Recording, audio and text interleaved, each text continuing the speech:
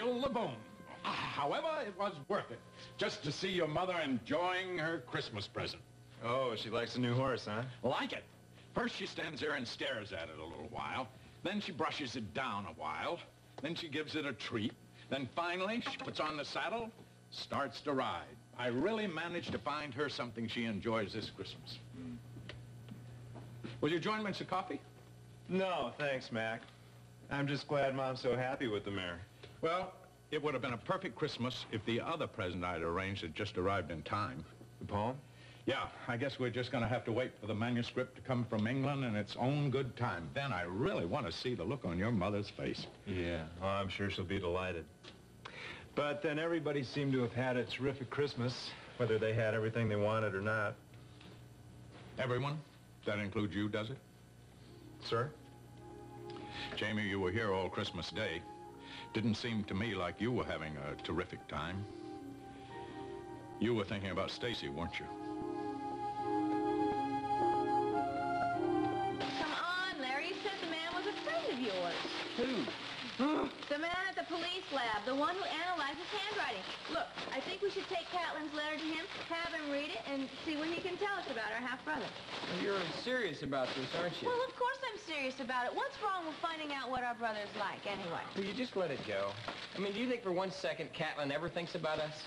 Larry, I promise you, if you'll just take the letter down to this guy and have him read it, I won't bug you about it anymore, okay? Clarice, I don't remember you being like this when you were pregnant. Like what? Crazy.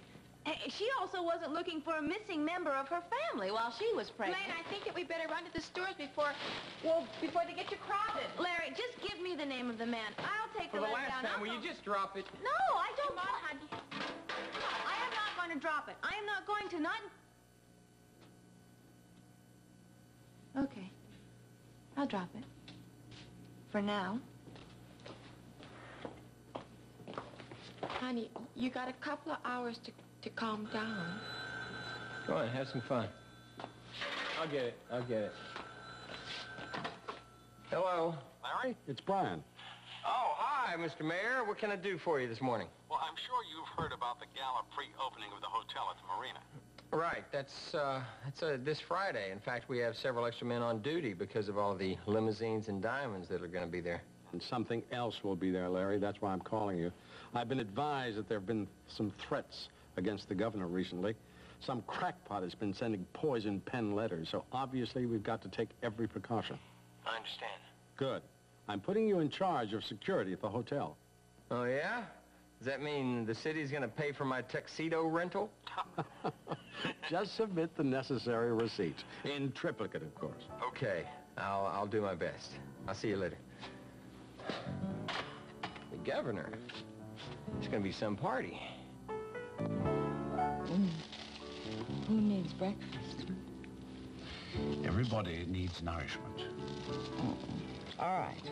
As long as you promise to stay in bed with me all day. You are naughty. I know. Felicia, I was just wondering. The answer is yes, darling. Brian Bancroft, how well do you know him? Right? Well, would hardly call us intimate, although I think of us as pretty good friends. And I do think he's an excellent mayor. It feels good. I love it. I love it that you love it.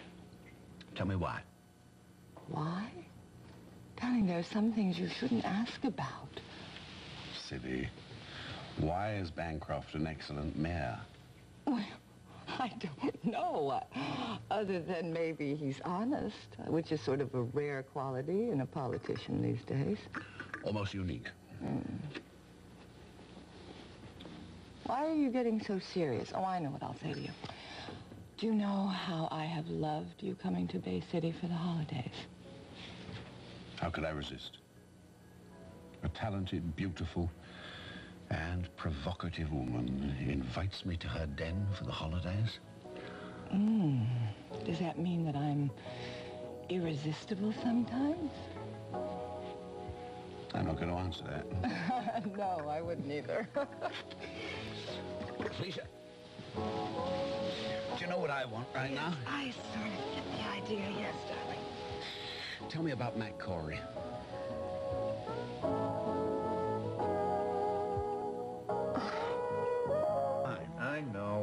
know to put the past behind me and get on with my life. There's only one problem, Mac. I still love Stacy. I realize that, son.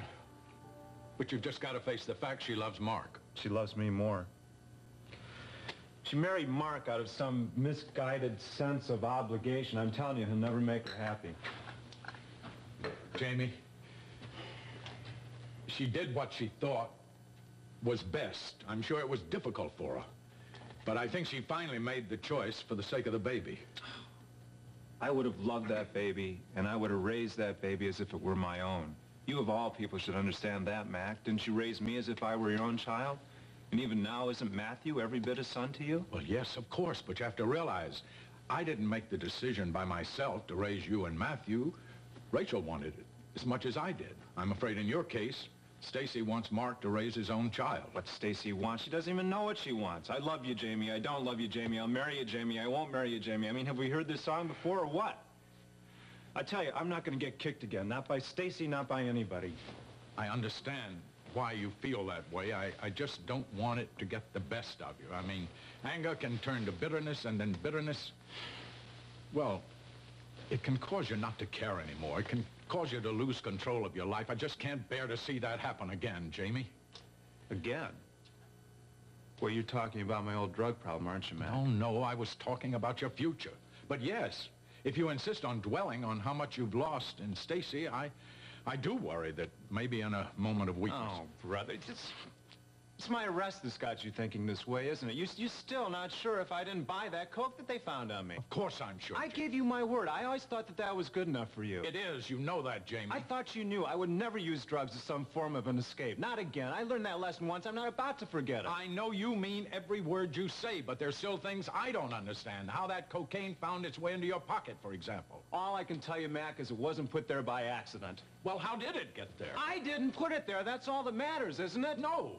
No? Oh, well, then you are accusing me. No, I'm not accusing you. I want to help you. Look, Jamie, the police found a large amount of drugs in your pocket. You have a history of drug abuse. You're in big trouble right now. Don't you realize that? I realize that you don't trust me. We're not talking about trust. I'm just trying to get at the truth of the situation. The truth? Mac, this isn't a courtroom, and you aren't a judge. No, I'm your father. At least I thought I was. Then trust me, please. I cannot tell you any more than I've already told you. I'm sorry.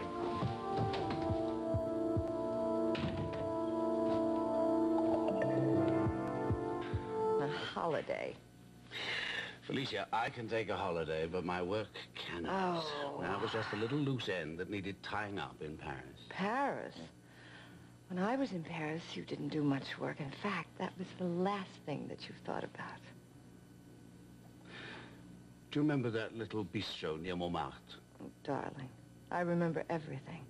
What we ate, what we drank, everything that we did. Coq au vin, dry Chablis, our first kiss. While the rest of the world looked on and held its breath. I loved every minute we had in Paris. So did I. But what I don't understand is why you didn't tell me you were Perry's father. Felicia, you don't want me to talk about business, and I don't want to talk about family. Well, yes, I understand that, but you had to know that I would find out that you were married to Donna Love sooner or later. I don't understand why you kept it such a secret. I've explained that. Now, the last thing I wanted to tell you was about my son and my past relationship with Donna. At least until we knew each other a little better. Well, you know, I can't blame you for that. If I had been married to the Dragon Lady, I don't think I would advertise it either. Just imagine sharing bed and board with Donna Love. Oh. Come on, darling, tell me. Is it really true what they say about icebergs? I'd prefer not to talk about it, if that's all right. Oh, I understand you being a gentleman. Come on. You can tell me, just between us. There's an unhappy period in my life. Let's just leave it there, shall we?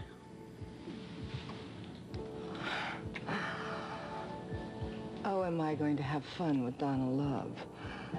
More fun than I even thought. Mr. Love and I will fly out to meet you at the end of the week. Oh, yes, I'll remember to have us both bring raincoats. I've been to Seattle before. Right. Bye-bye. Well, that was the gentleman that I told you about who has all the timberland. What am I supposed to say? Bon voyage? Darling, it's going to be a very short trip. Peter and I just scouting around, see if we can find a timber company that meets the necessities we have. I don't understand why you need a timber company.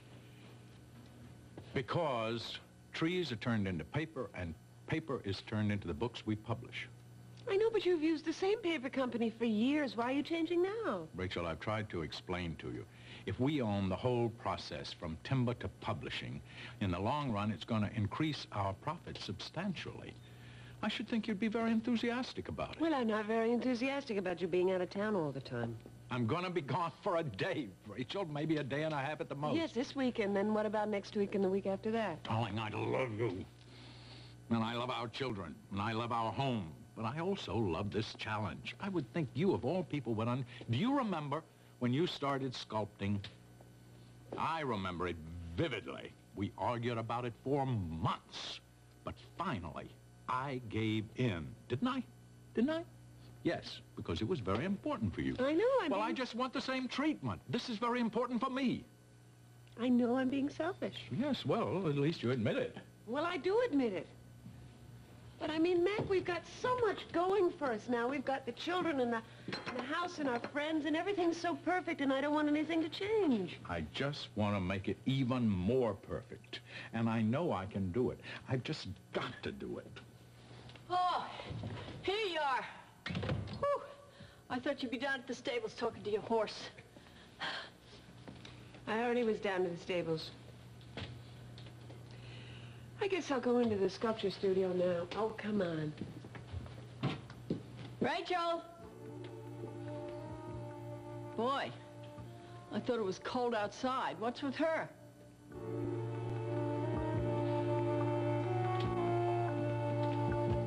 Sorry, I didn't hear you. Come in. Oh, please, don't let me disturb you.